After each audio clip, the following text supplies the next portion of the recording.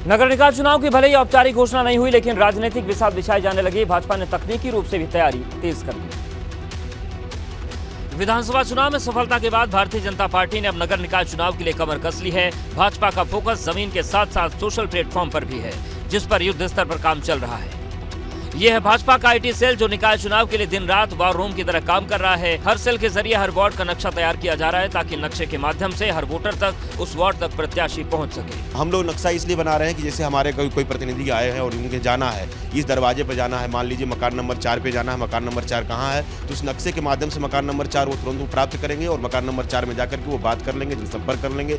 लोकसभा और विधानसभा चुनाव की तरह भाजपा निकाय चुनाव में भी बूथ व्यूह की रचना पर सर्वाधिक जोर दे रही है, जिसके लिए सोशल मीडिया की मदद ली जा रही है। भाजपा के वॉर रूम में व्हाट्सएप ग्रुप भी तैयार किया जा रहा है, जिसके माध्यम से जनता तक पहुंचने की तैयारी है। साथ ही जनता की उन समस्याओं के समाधान पर भी जोर है, जो भाजपा को बड़ी जीत दिला सकती है। जो वहाँ के रहने वाले निवासी होंगे उस बूथ के, उनको उस ग्रुप में जोड़ा जाएगा, जिससे उनकी कोई समस्या हो, कोई समाधान हो, तो डायरेक्ट उस ग्रुप में बात करके कर सके। इन सब के साथ ही केंद्र और राज्य की विकास योजना और लाभार्थियों का डेटा भी कलेक्ट किया जा रहा है, जिसके जरिए विपक्ष को वॉर रूम से मुंहतोड़ जवाब दिया जा सके।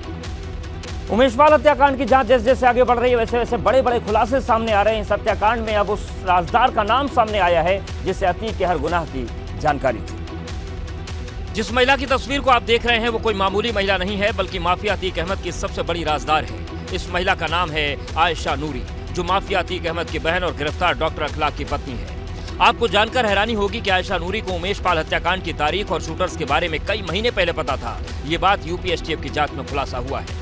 उमेश पाल हत्याकांड के बारे में आयशा को कई महीने पहले की जानकारी थी और ये बात एसटीएफ की जांच और डॉक्टर अखलाक से पूछताछ में सामने आई है।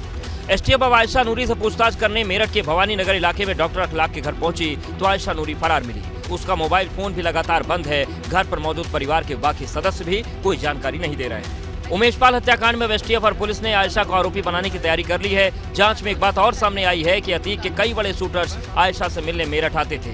मेरठ में जिस तरीके से बमबाज गुड्डू आयशा के घर रुका, आयशा का पति डॉक्टर अखलाक से गले मिला और उसके बाद जब वो मेरठ से गया, तो आयशा ने उसकी दूसरी शरणस्थली का इंतजाम किया। ये बात की तस्दीक करता है कि साजिश की जड़ें बहुत गहरी हैं। अवैध मीट फैक्ट्री चलाने का आरोपी हाजी याकूब कुरैशी सलाखों के पीछे, और अब पुलिस को कुरैशी परिवार की 32 लग्जरी गाड़ियों की तलाश है। जेल जाने से पहले हाजी याकूब कुरैशी ही नहीं, बल्कि उसका पूरा परिवार एक दो नहीं बल्कि 32 आलीशान और लग्जरी गाड़ियों का इस्तेमाल करता था। लेकिन अवैध कमाई से बनाई गई कोठी और जमीनों की कुर्की के बाद अब याकूब कुरैशी की गाड़ियों को भी जब्त किया जाना है। लेकिन कुरैशी की 32 गाड़ियां अचानक गायब हो गई हैं। याकूब एंड फैमिली की 32 लग्जरी गाड़ियां व अन्य वाहन कहां हैं? इस सवाल का जवाब किसी के पास नहीं है। यानी तमाम कोशिशों के बावजूद पुलिस के हाथ खाली हैं।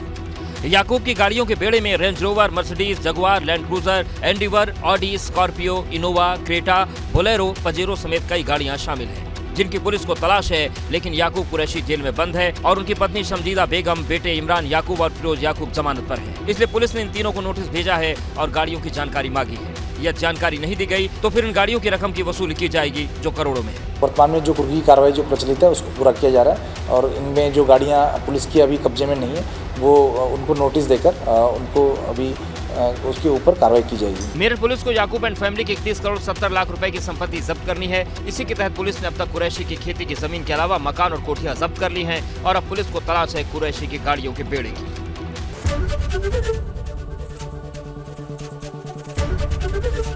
एबीपी गंगा, खबर आपकी, जुबान आपकी।